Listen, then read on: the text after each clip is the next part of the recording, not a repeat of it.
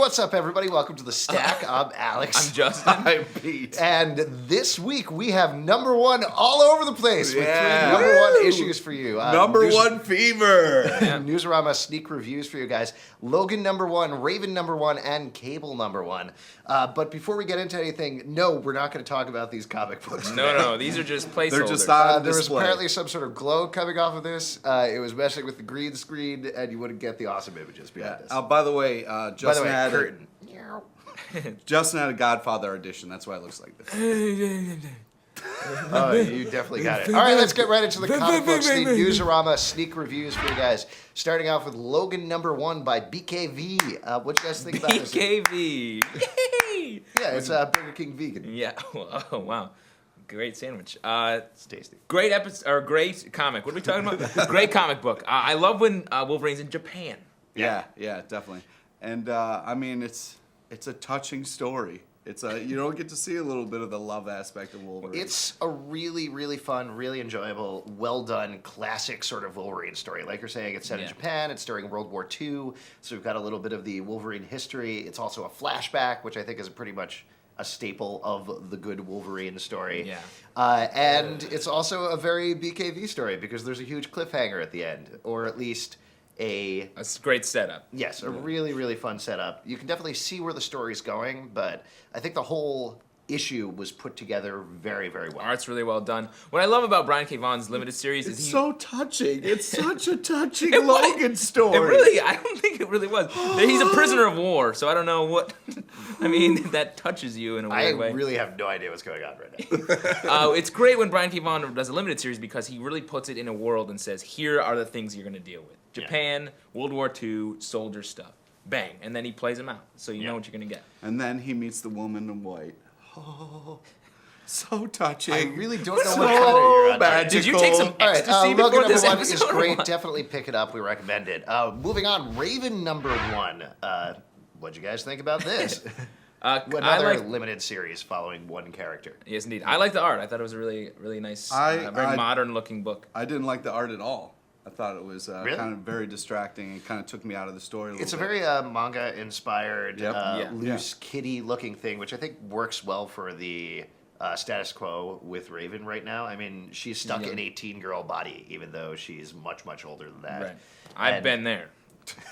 Yeah, I was inside a teen girl's body the other day. Oh, damn! Oh, yeah, let's What do just this. happened? Not true. man. Not true. Don't tell my fiance that. Yeah, Don't tell my that'd be fiance weird. that. No, but I feel like this is bull. I mean, you're gonna make Raven out of everyone in Teen Titans. You're gonna pick Raven. That's like the last person I would pick.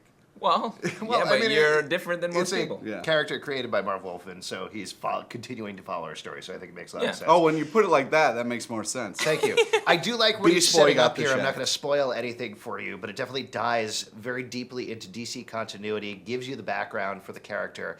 I will say it gets a little messy as it goes on. There's a lot of plot threads, a lot of complicated, pretty much all over the place.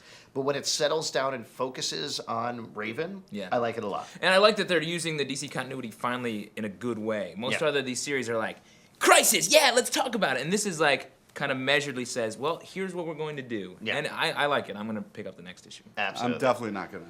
All right, let's move on to another solo number one, which is Cable number one, spinning out of the Messiah Complex storyline. How'd you guys feel about this? It was like Vin Diesel with a baby. It was horrible. Awesome. Pacify. I love it. Go see it. Yeah, Netflix, phenomenal. rent it. Wow, what a great twist. I like it. I mean, in particular, the art, I have no idea how to pronounce his name, so this is going to be a little embarrassing, but Ariel Alavadi, maybe? Yeah, Alavadi. Okay. Really, really cool, interesting stuff. He also worked on Punisher War Journal. Am I getting that correct? Yes, you are. Okay, Pete, our Yes. Punisher Fact expert. check. But it's really good, very, especially the pictures of Cable hulking and huge with a teeny tiny little baby. And on that his baby chest. is tiny. That's Yeah, like, it's like a little... It's basically a fetus. Yeah. Whoa! What? I don't But even know what if that you- reaction was. Yeah, Really, you I can have get no your own handle little on what you X-Men baby holder because that's what it's a baby. Yeah, No, holder. that's marketing. Yeah. Ah, that's great.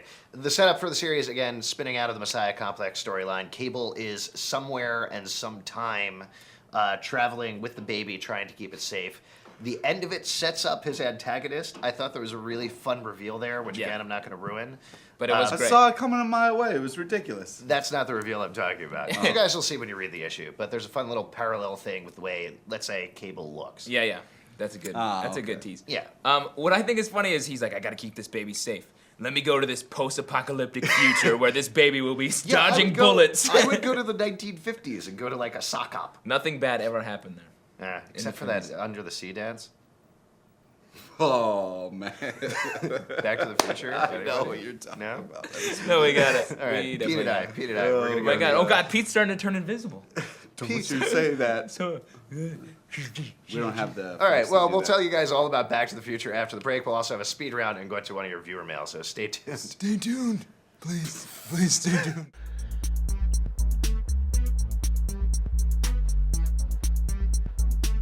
What are you doing? I'm trying to communicate with the hosts of The Stack via telepathy. Could you please be quiet? I want to tell them I like the show. Sorry. Telepathy is cool and all, but we think uploading a video comment or sending an email to tips@pulpsecret.com is a lot easier. But, hey, it's your call. Hey, what's up, everybody? Welcome back from the break. It is time for the speed round. 1.21 gigawatts.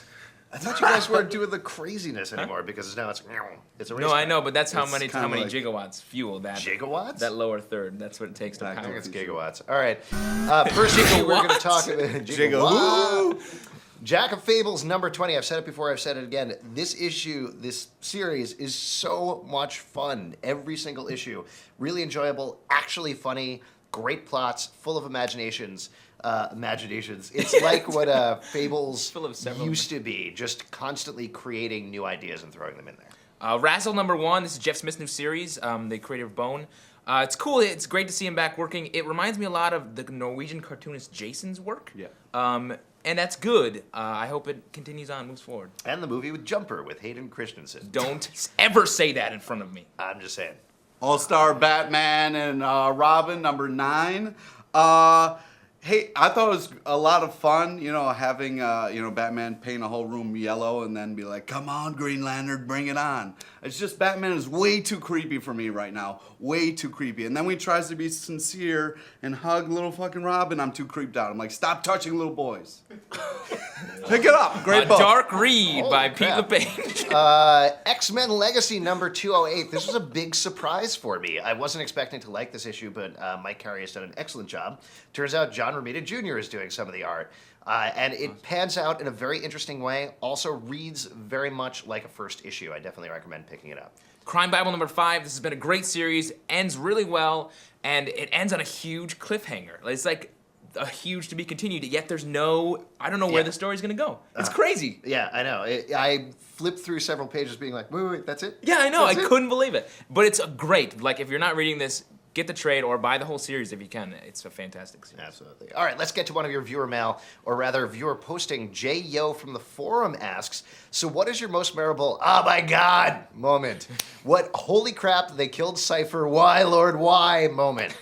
Thank you, first of all, for calling out my holy crap, they killed Cypher moment, which is when they killed Cypher. Did they kill him? I don't know. Yeah, they did kill him. Let's Have you hope guys so. heard about this? What, It sort of affected my he life a lot. mispronounced a word, a French He word. got and- shot saving the woman that he loved.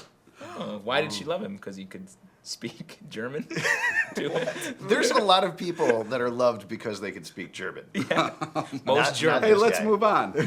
How about that? Pete, what about you? What's your favorite oh my God moment? Well, I mean, my least favorite, obviously, was the Spider-Man Mephisto. But anyways, That's exactly what they asked. yeah. But the one I couldn't believe is Why the Last Man, when Agent 355 was shot. I was like, holy, are you, what? You kind of almost swore a bunch of times. Yeah. Yeah, Cool. Pete actually talks in asterisks and exclamation points most of the time. Other sort of recent That's a fun kind fact. of oh my God moment, I would say, is the last page of the Sinestro Corps War special with the reveal of the Anti-Monitor being the Guardian. What? So your moments happened like a month ago. Well, what's yours? Did you guys just start reading comics?